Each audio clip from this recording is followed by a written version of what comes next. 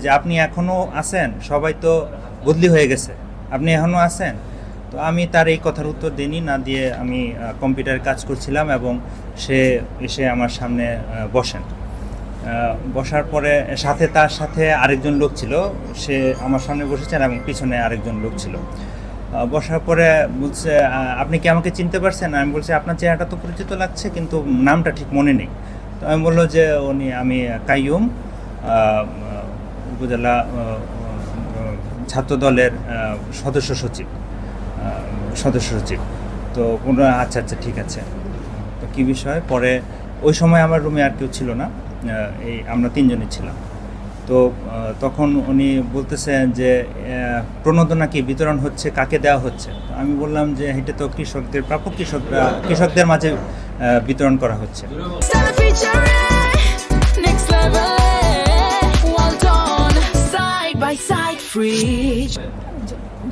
তো তারপরে বললেন যে নেতাদেরগুলো কোথায়? আমি তখন বললাম যে আসলে নেতাদের কাকে দেওয়া হচ্ছে এটা তো আপনি ভালো বলতে পারবেন, এটা আপনি নেতাদেরকে জিজ্ঞাসা করেন। তো পিছনে যিনি ছিলেন উনি বললেন যে উনিও তো নেতা, তো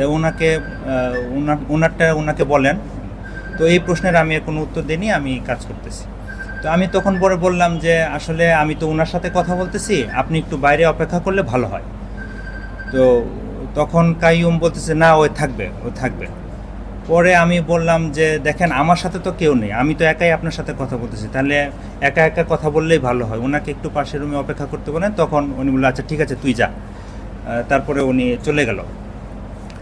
এরপরে উনি বলতেছে যে তাহলে ছাত্রদলের যেটা আছে এটা আমাকে দিয়ে দেন। তো আমি বললাম যে ছাত্রদলের তো এরকম করে পাওয়ার কোনো নিয়ম নেই, এটা কৃষকদের প্রাপ্য, কৃষকরা পাবে। তো এই কথা বলার পরে তো উনি বিভিন্ন ধরনের আমাকে হুমকি দেওয়া শুরু করলেন, আমাকে উঠায় ফেলবেন, আমাকে নকলা থেকে বের করে ফেলবেন, আমাকে মেরে ফেলবেন, এরকম হুমকি টুমকি দিতে থাকলেন এবং অনেক খারাপ খারাপ ভাষা উনি উচ্চারণ করা শুরু করলেন। তো এই পর্যায়ে আমি তখন অনেকক্ষণ তার সাথে এগুলো নিয়ে কথাবার্তা হয়েছে। তো এই সময় আমি বললাম যে দেখেন ভাই, আপনি যদি এরকমভাবে কথাবার্তা বলেন, আপনার সাথে আমার কোনো কথা নেই, আপনি যেটা বলার আপনি আমাকে স্ট্রেট কাট বলেন, তাহলে আমি শুনতে পারি, কিন্তু আপনি যেভাবে কথা বলতেছেন এগুলো তো আমি শুনবো না, এগুলো আপনি চলে যান তাহলে। এবং বারবারই আমি তাকে বলছি, আপনি ভাই এগুলো কথাবার্তা বললে আমি শুনবো না, আপনি চলে যান, আমি এইভাবেই তাকে বলেছি।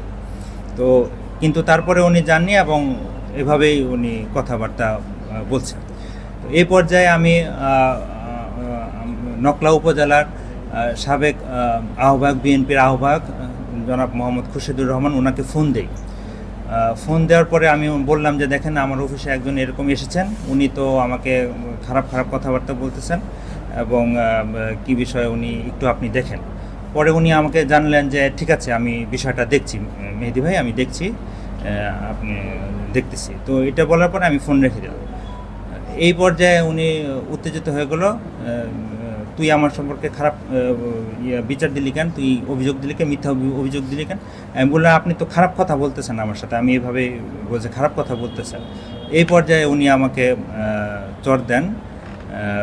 যখন আমাকে চর দিলেন তখন আমি উঠে দাঁড়ালাম, উঠে দাঁড়িয়ে আমি আমার যে কলিং বেল ছিল, কলিং বেলের চাপ দিলাম এবং তাকে আমি ধরতে চাইলাম। তো এই সময় উনিও ছেড়ে দিলেন এবং ছেড়ে দিয়ে এবং আমাকে ধরে উনি আমাকে নকলা থেকে তোরে আজকে বের করে ফেলবো নকলা থেকে, এই কথা বলে উনি বের করে নিচ্ছেন।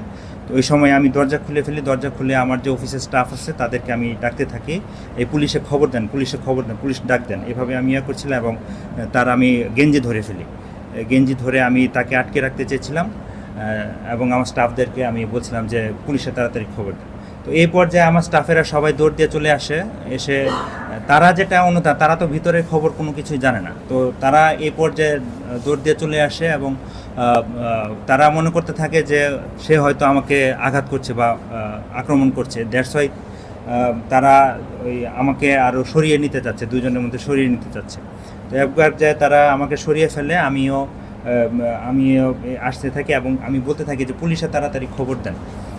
তো আমাকে তখন আমার স্টাফেরা ভিতরে ঢুকিয়ে ফেলে এবং ওই সুযোগে সে ওইখান থেকে কথা বলতে থাকে, বলতে বলতে আমাকে গালিগালাজ দিতে থাকে, গালিগালাজ দিতে দিতে তারা নিচে চলে যায়। এবং আমি তখন সাথে সাথেই নকলা উপজেলার ইউনো মহোদয়কে ফোন দেই।